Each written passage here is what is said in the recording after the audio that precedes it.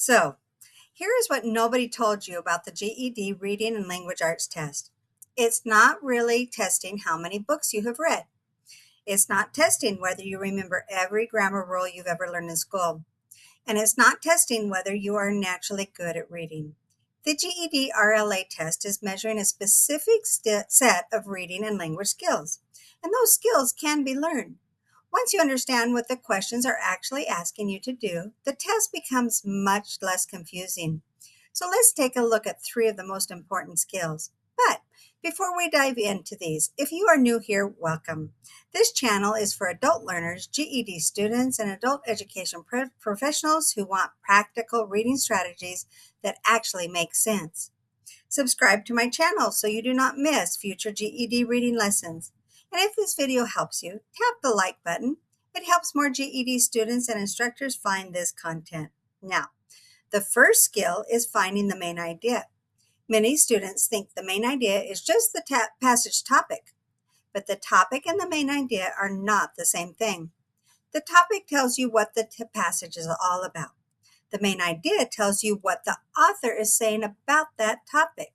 For example, if a passage is about public transportation is only the topic. The main idea might be that expanding public transportation can reduce traffic and make it easier for people to get to work.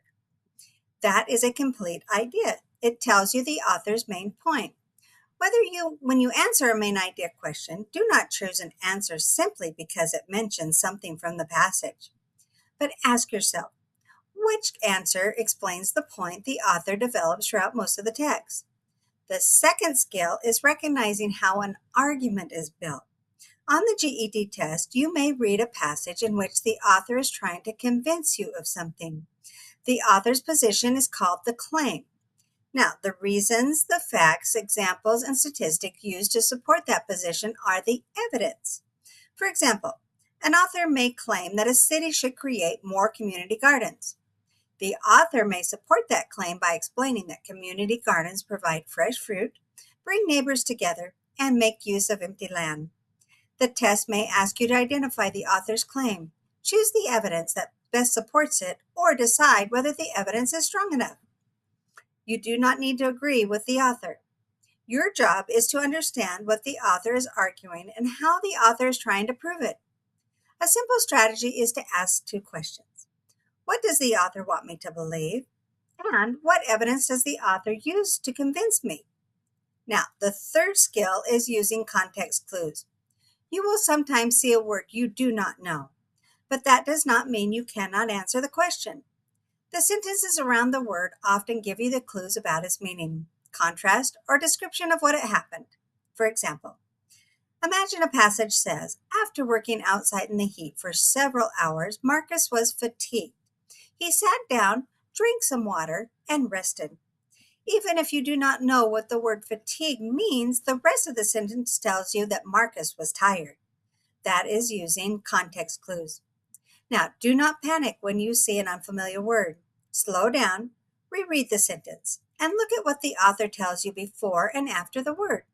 Now, these are not tricks. These are learnable reading skills.